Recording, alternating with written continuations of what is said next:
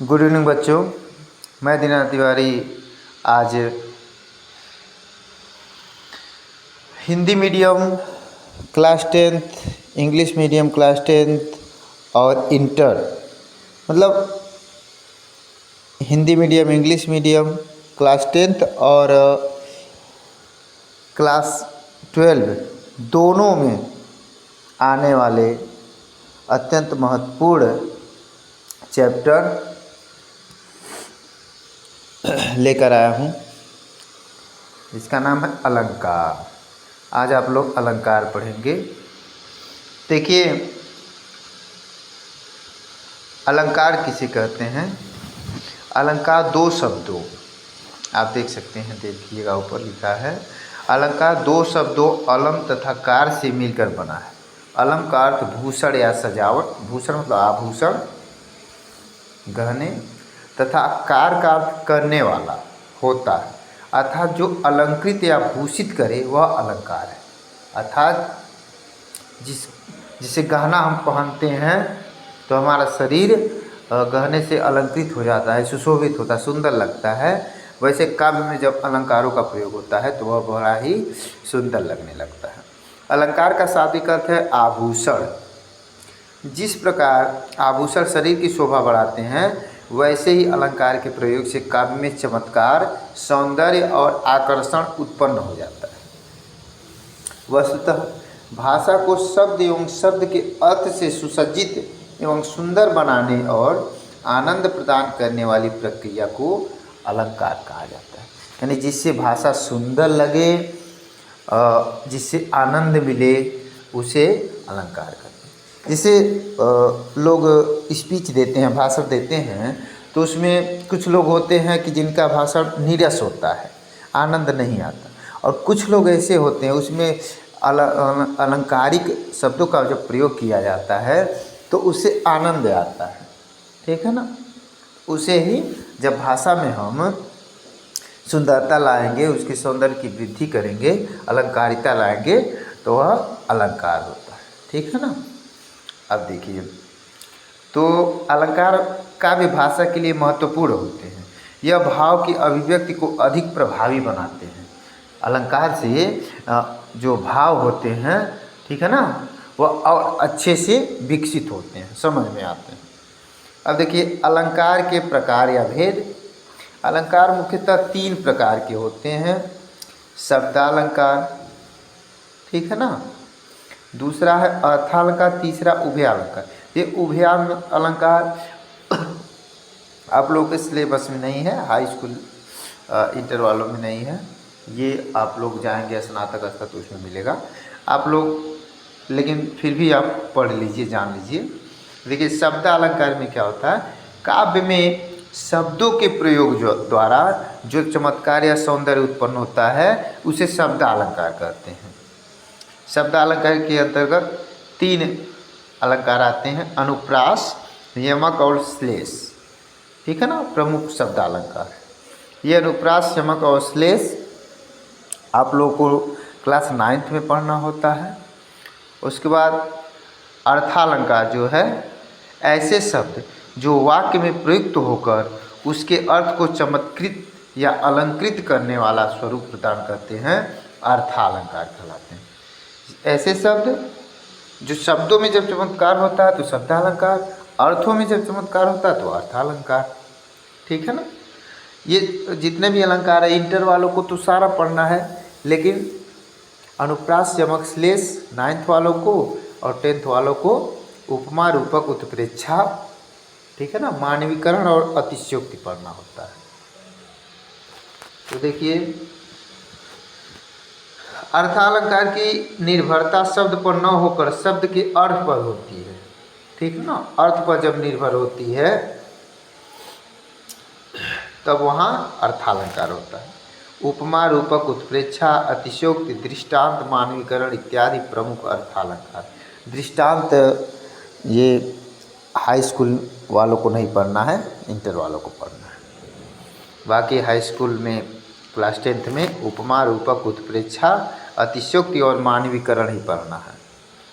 ठीक है? अब देखिए, उभयालंकार के बारे में भी जान लीजिए। शब्द तथा अर्थ दोनों पर समान रूप से आश्रित रहने वाले अलंकार को उभय अलंकार कहा जाता है। जैसे उभयचर होते हैं जीव ना, जल में भी जो रहते हैं, स्थल पे उसे उभयचर कहते हैं। वैसे ही जो उभय अलंकार होता है वह शब्द और अर्थ दोनों पे आश्रित होता है।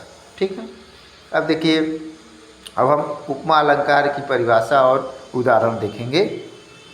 देखिए, जब किसी वस्तु का वर्णन करने के लिए उससे अधिक प्रसिद्ध वस्तु से गुण धर्म आदि के आधार पर उसकी समानता की जाए तब उपमा अलंकार होता है। ठीक है ना। जब हम किसी की तुलना समान गुण धर्म के आधार पर, ठीक है ना, ऐसे वस्तु से तुलना करते हैं जो प्रसिद्ध हो, ठीक है ना, प्रसिद्ध वस्तु से अगर समान गुण धर्म के आधार पर तुलना करते हैं तो वहाँ उपमा अलंकार होती है। ठीक है ना। उपमा आप लोग देखते होंगे कि सबके पिताजी कहते हैं कि जो तुम्हारा दोस्त है अगर वो पढ़ने में बहुत अच्छा है तब तो कहेंगे कि देखो तुम्हारा जो दोस्त है वो कितना अच्छा है, तुम भी उसके समान बनो। और अगर वह दुष्ट है तो कहते हैं तुम्हारा दोस्त बहुत दुष्ट है, तुम उसके जैसा मत बनना। ठीक है। तो यह उपमा हो गया। अब देखिए, अन्य शब्दों में जहाँ पर उपमेय की उपमान में किसी समान धर्म के आधार पर तुलना की जाए वहाँ उपमा अलंकार होता है। ठीक है ना। जो दोनों में समान धर्म हो, समान क्वालिटी हो, गुण हो, वहाँ उपमा अलंकार होता है। अब देखिए उदाहरण देखिए, मुख मयंक सम मंजू मनोहर। मुख मयंक मतलब चंद्रमा, सम मतलब समान, मंजू मतलब होता है सुंदर, मनोहर मतलब होता है मन को हरने वाला, मनोहारी। ठीक है ना। तो यानी कवि क्या तुलना कर रहा है कि जो मुख है वह मयंक के समान यानी चंद्रमा के समान सुंदर और मनोहारी है। तो यहाँ समानता दिखाई जा रही है। ठीक है ना। इस पंक्ति में मुख उपमेय है, चंद्रमा उपमान है। मुख की तुलना किससे की जा रही है? चंद्रमा से, कि चंद्रमा जैसा सुंदर और मनोहर है वैसे तुम्हारा मुख भी है। ठीक है। मनोहर समान धर्म है। समान धर्म जो होते हैं जो दोनों में समान रूप से पाए जाते हैं, यानी जैसे चंद्रमा मनोहारी मन को हरने वाला है, सुंदर है, वैसे मुख भी है। सम जो है वाचक शब्द है जिसे समानता व्यक्त की जाए, यानी सम है, समान है, ठीक है ना, सदृश है, तो वह वाचक शब्द होते हैं। वाचक शब्द होने में उपमा अलंकार परिपुष्ट हो रहा है। ठीक है ना। यहाँ पूर्णतः उपमा अलंकार दिखाई दे रही है। अब देखिए एक और उदाहरण देखिए, प्रातः नभ था बहुत नीला शंख जैसे। देखिए प्रातः प्रातःकालीन जो नभ आकाश था वह बहुत ही नीला था, कैसे? शंख के समान, नीले शंख के समान। ठीक है ना। यहाँ भी उपमा अलंकार है। एक उदाहरण और देख लीजिए कि हरिपद कोमल कमल से, इसमें नहीं दिया है, हम बता रहे हैं, हरिपद कोमल कमल से, यानी जो हरि का पद है, ईश्वर का जो पैर है वह किसके समान कोमल है? कमल के समान। यहाँ भी समानता दिखाई जा रही है। ठीक है ना। अब देखिए तो इस पर ये जो आपका प्रातःकालीन नभ वाला था, इसमें देख लीजिए कि इस काव्य पंक्ति में नभ की उपमा शंख से दी जा रही है। यहाँ शंख उपमान है, नभ उपमेय है। ठीक है ना। नीला समान धर्म है, दोनों, जैसे शंख नीला है वैसे आसमान भी नीला। यहाँ जैसे समता वाचक शब्द का प्रयोग हुआ है। ठीक है ना। अब देखिए रूपक अलंकार। रूपक में क्या होता है? जब उपमेय और उपमान में भेद होते हुए भी दोनों में अभिन्नता मतलब कोई विभिन्नता नहीं होती है, दोनों एक समान हो जाते हैं, प्रकट की जाए और उपमेय को उपमान के रूप में दिखाया जाए तो रूपक अलंकार होता है। ठीक है ना। दोनों में समानता तुलना नहीं की जाती है, इसमें दोनों को एक समान माना जाता है, कोई भेद ही नहीं रह जाता। उदाहरण देखिए, जैसे चरण कमल बंदव हरियाई। चरण कमल, चरण और कमल में कोई भेद नहीं है, यानी चरण को कमल के समान नहीं माना गया, चरण को कमल ही मान लिया गया है। ठीक है ना। बंदो, वंदना करें, तुलसीदास जी कहते हैं कि चरण कमल बंदो हरि राय, यानी मैं ईश्वर के चरण कमलों की वंदना करता हूँ। ठीक है ना। चरण के समान नहीं बल्कि कमल, उनके चरण को कमल ही मान लेते हैं। ठीक है ना। अब देखिए इसका विपक्ति में उपमेय चरण तथा उपमान क्या है, कमल है का आरोप दिया गया है। उस पर आरोप है, कोई भेद नहीं है, दोनों में अभिन्नता है, कोई भी विभिन्नता नहीं है, एक माना गया है, दोनों एक हैं। इस अभेदता के कारण यहाँ रूपक अलंकार है। ठीक है ना। एक और उदाहरण देखिए, उदित उदयगिरी मंच पर रघुवर बाल पतंग। ठीक है ना। एक लाइन दिया है, अगला लाइन इसका होगा विकसे संत सरोज सब हर्षे लोचन भृंग। ठीक है ना। यहाँ उदित उदयगिरी, उदित मतलब उदय होना, उदयगिरी उदयांचल रूपी पर्वत पर, उदयगिरी मंच पर, उदयांचल रूपी पर्वत के मंच पर रघुवर बाल पतंग, रघुवर श्री रामचंद्र रूपी, बाल मतलब बालक, पतंग मतलब क्या होता है, सूर्य होता है। ठीक है ना। यानी जब उदयांचल रूपी पर्वत पर श्री राम रूपी बाल सूर्य का उदय हुआ तो विकसे संत, विकसे मतलब खिलना होता है, संत, सरोज मतलब कमल, सब, तो संत रूपी कमल खिल गए और हर्षे लोचन भृंग, भृंग मतलब होता है भौरा, लोचन मतलब नेत्र, आँख, और उनके नेत्र रूपी भौरे हर्षित हो गए। ठीक है ना। तो यहाँ दोनों में समानता नहीं बल्कि एक मान लिया गया है। ठीक है ना। उदयगिरी पर्वत को मंच मान लिया गया है, श्री रामचंद्र को बाल सूर्य मान लिया गया है। ठीक है ना। संतों को कमल मान लिया गया है और भौरों को क्या मान लिया गया है, वो संतों के नेत्र मान लिया गया है। ठीक है ना। इस काव्य पंक्ति में उपमेय राम है तथा उपमान क्या है, सूर्य है। ठीक है ना। ये समझ में आया। ये आपका रूपक अलंकार का हो गया। अब देखिए उत्प्रेक्षा अलंकार में क्या होता है, जब उपमान में विभिन्नता जानते हुए भी उपमेय में उपमान की संभावना व्यक्त की जाती है, उसमें संभावना होता है कि हो सकता है। ठीक है ना। कंफर्म नहीं होता है, संभावना व्यक्त की जाती है, तब उत्प्रेक्षा अलंकार होता है। इसमें प्राय मनु, मानो, मनो, मनहु, जनु, जानो, निश्चय जैसे शब्द का प्रयोग किया जाता है। ठीक है ना। अक्सर ये जो मनु, मानो, जनु, जानो, मनो, जनो है, ये दूसरे लाइन के शुरू में ही आते हैं। ठीक है। अब देखिए उदाहरण, देखिए इसका पहला उदाहरण है, सोहत ओढ़े पीत पट श्याम सलोने गाल, मनहु नील मणि शैल पर आतप पर्यो प्रभात। देखिए सोहत ओढ़ पीत पट, श्री कृष्ण भगवान जो पीला, पीत मतलब पीला, पट मतलब वस्त्र, जो पीला वस्त्र ओढ़े हैं। ठीक है ना।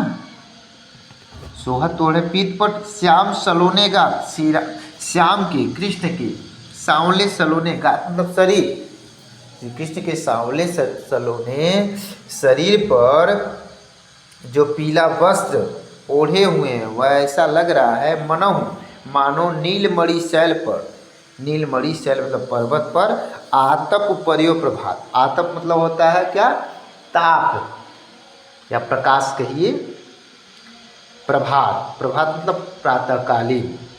ठीक है ना।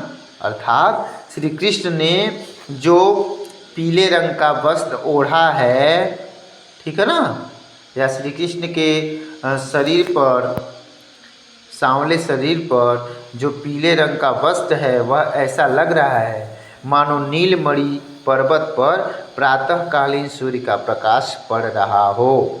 ठीक है ना। तो यहाँ मानो यानी संभावना व्यक्त की जा रही है। ठीक है ना। इसमें श्री कृष्ण के श्यामल शरीर पर नीलमणि पर्वत की तथा पीत पट पर, पीले वस्त्र पर प्रातःकालीन धूप की संभावना व्यक्त की गई है। ठीक है ना। संभावना की गई है, अतः यहाँ उत्प्रेक्षा अलंकार है। ठीक है ना। उत्प्रेक्षा अलंकार का एक और उदाहरण सुन लीजिए, आप लोग लिख लीजिएगा कि मोर मुकुट की चंद्रिकनु यो राजत नंद नंद मनुष्य शेखर की अकस किए शेखर सत चंद। देखिए, मोर मुकुट की चंद्रिकनु यो राजत नंद नंद, यानी नंद के नंदन श्री कृष्ण भगवान जो मोर का मुकुट लगाए हैं वह इस प्रकार राजत मतलब सुशोभित हो रहा है। मनु मानो शशि मतलब चंद्रमा, शेखर की अकस, अकस मतलब ईर्ष्या, शेखर मतलब शिव जी, शिव जी के एक चंद्रमा के ईर्ष्यावश किए शेखर सतचंद, जो दूसरा शेखर है उसका अर्थ होगा कामदेव। इसमें दो शेखर है, पहले शेखर का अर्थ शिव जी, दूसरे का अर्थ कामदेव।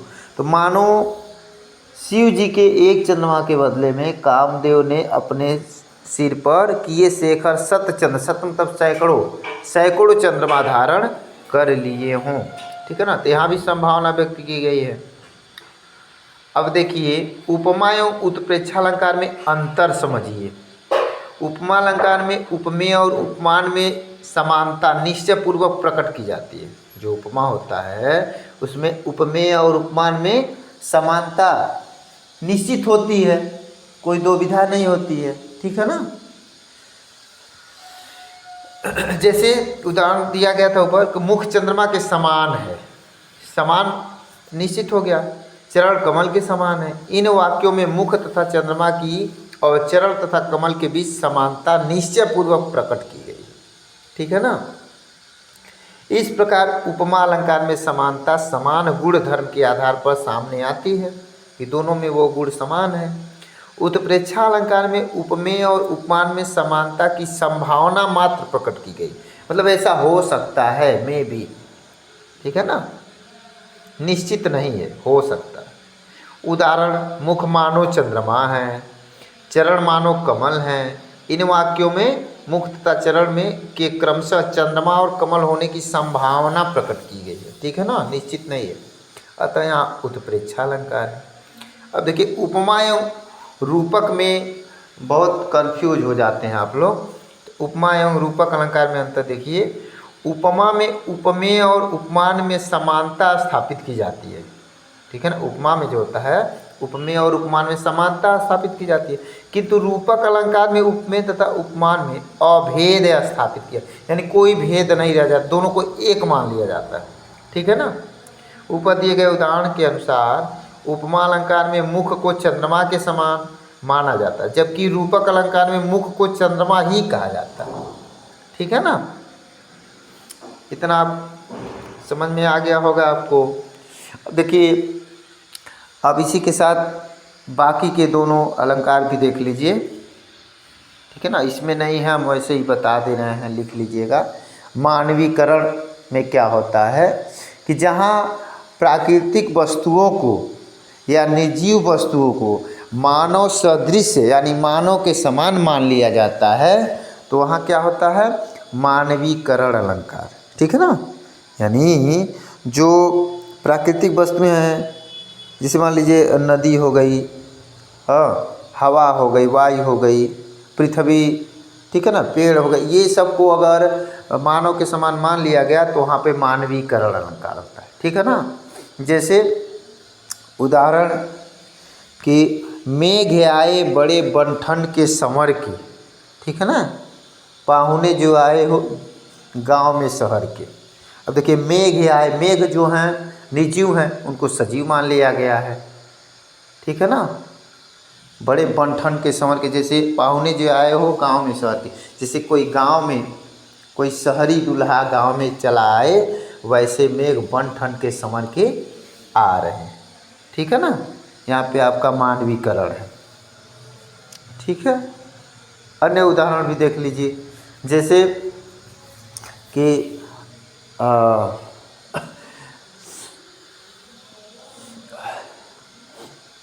उषा सुनहले तीर बरसती जय लक्ष्मी सी प्रकट हुई। उषा यानी प्रातःकालीन सुबह जब प्रातःकाल हुआ तो जब सूर्य के उदित होने से पहले जो लालिमा होती है पूर्व दिशा में, उसको कभी मान है जैसे जय लक्ष्मी प्रकट हो रही है। ठीक है ना। फिर है कि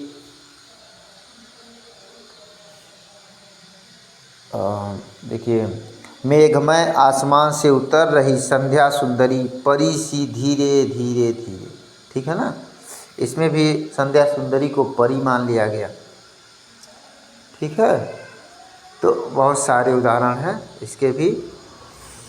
अब देखिए अतिशयोक्ति अलंकार क्या होता है। अतिशयोक्ति अलंकार में जब हम किसी बात को इतना बढ़ा चढ़ा करके प्रस्तुत करते हैं या किसी बात को इतना बढ़ा चढ़ा के प्रस्तुत किया जाए कि लोक मर्यादा का उल्लंघन हो जाए।